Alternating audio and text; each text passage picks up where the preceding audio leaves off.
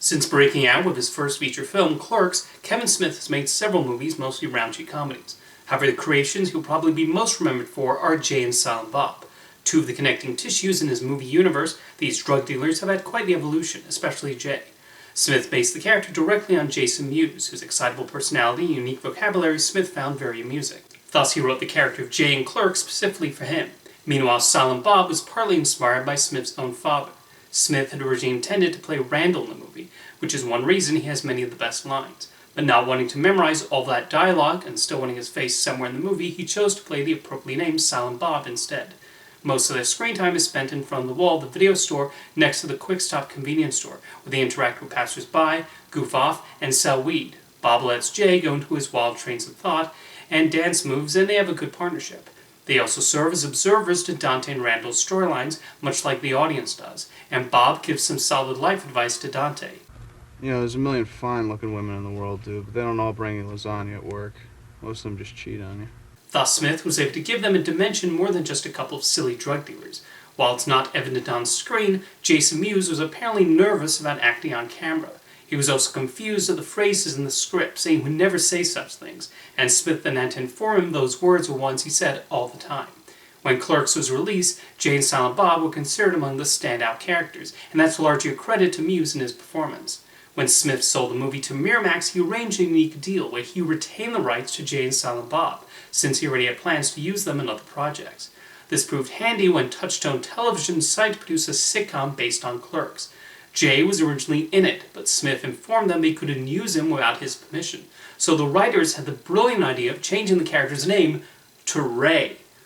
Very creative. In the end, only a pilot was made, which was not very good, and everyone involved with the movie was happy not to be a part of it. Jay and Silent Bob would return in Mallrats, which was actually set the day before Clerks. Throughout the movie, they get into all sorts of hijinks at the mall as they try to help Brody and T.S. win back their girlfriends. They beat up the Easter Bunny, Silent Bob becomes both Batman and a Jedi, and we learn more new catchphrases from Jay.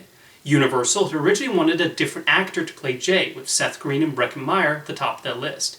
Even those actors were not sure why, but Mewes thankfully impressed the executives with his audition, and that was the end of that discussion. They had much smaller roles in Chasing Amy, but their presence is nonetheless felt throughout. The lead characters, Holden and Bucky, are comic book creators who based the superheroes Bluntman and Chronic after the two dealers. They eventually do show up in one scene, with Silent Bob delivering a monologue about a past relationship to help Holden deal with his own relationship problems with his bisexual girlfriend Alyssa. This provides another side to the character beyond the quiet guy standing next to Jay. They then went on their biggest adventure yet in Dogma. They joined Bethany as he's tasked with stopping the angels, Loki and Bartleby, from going back to heaven and leading to the end of the world. They serve as strong comic relief and prove more than helpful in saving the world. Some of the funniest lines in the movie come from Jay as he reacts to the magical occurrences he and Silent Bob witness. Smith again fleshes them out, including the revelation that they're pro-choice, while also waiting to hit on women outside of an abortion clinic. Due to the prestige of working with Alan Rickman, Jason Mewes worked hard to memorize the entire script, including everyone else's lines, surprising and impressing Smith. The short-lived Clerks animated series brought Jay and Silent Bob to animation. Because the show was produced for ABC, they were not allowed to be drug dealers. So they instead sold fireworks, and in a way this fit with the absurd sense of humor of the series. The Clerks cartoon worked because they threw the rules out the window and took advantage of what animation can do. ABC's terrible treatment of the show meant only 6 episodes were made, and only 2 aired, including a jokey clip show episode. But what we got was really good, and Jay and Silent Bob provided plenty of funny moments throughout. Around this time, they also showed up in a brief cameo in Scream 3. We see them taking a tour of a movie set, which is fitting considering their next movie. In Jay and Silent Bob Strike Back, they head to Hollywood to stop a Bluntman and Chronic movie from getting made. After making 3 movies dealing with relationship problems, and another about the potential end of the world, it's clear Kevin Smith wanted to make something that was just wall-to-wall goofy. This is a joyfully silly movie that also cleverly comments on internet movie culture, which spends more time reminding people the movies they hate than talking about what they're a fan of.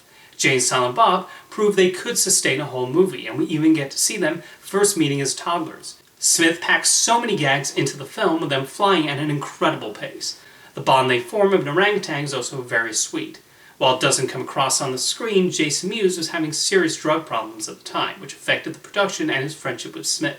He had managed to tolerate Mewes' drug habit for years, but it got so bad on Strike Back, Smith informed him that unless he cleaned himself up, their friendship would be over. So this, in addition to Smith wanting to make other types of films, meant the viewer's universe was now finished. for the time being. Thankfully, he was able to sober up, and he got back to playing Jay. First in a couple of episodes of the popular Canadian teen drama series Degrassi The Next Generation, and then back on the big screen in Clerks 2. Mirroring what happened to Muse, in reality, Jay and Silent Bob become sober. They also become devout Christians, although their colorful vocabulary and fascination with weird sex acts remain intact, along with their drug-dealing business. With their beloved Quick Stop burned down, they followed Dante and Randall to the Mooby's fast food restaurant, and they continue to provide plenty of humorous hijinks. However, they also help the two leads, especially when they offer to give Randall the money he needs to fulfill his desire to buy the old convenience store and put it back into shape. Something you may have noticed about Jay and Silent Bob is their role in the films often involve helping the main characters in some way. Yes, they're immature. Yes, they're drug dealers. However, they also display quite a bit of wisdom and don't like seeing other people upset. So whether it's Silent Bob offering some advice, them pulling an elaborate scheme, or providing financial aid, they have a desire to be useful in some way. Even back in Clerks, Jay recognizes Dante has had a bad day and tries to cheer him up by inviting him to hang out and go to a party. Jay and Silent Bob would return to animated form in the super groovy cartoon movie. Unfortunately, this low-budget, hour-long movie is not a very good use of the characters in my opinion. Those hoping this might be a follow-up to the Clerks animated series may be surprised by how radically different it looks, but what's most annoying is it's mostly reliant on jokes about male anatomy. It's just a lot of 8th grade humor being pummeled at the audience, and Kevin Smith's movies have often been able to have a decent balance of raunchy jokes with more sophisticated comedy. It does not help that the look of the movie is not particularly appealing. Then came Jay and Silent Bob: A Reboot, the long awaited follow-up to Strike Back, though I personally found it to be a disappointment. There are some chuckles here and there, but while the first Jay and Silent Bob movie had a snappiness to it, I thought the sequel dragged in several points as Smith lets jokes play out. The whole thing just felt tired as Smith tries to find new things for the characters to do, while also introducing a daughter for Jay, played by Smith's own daughter, Harley Quinn.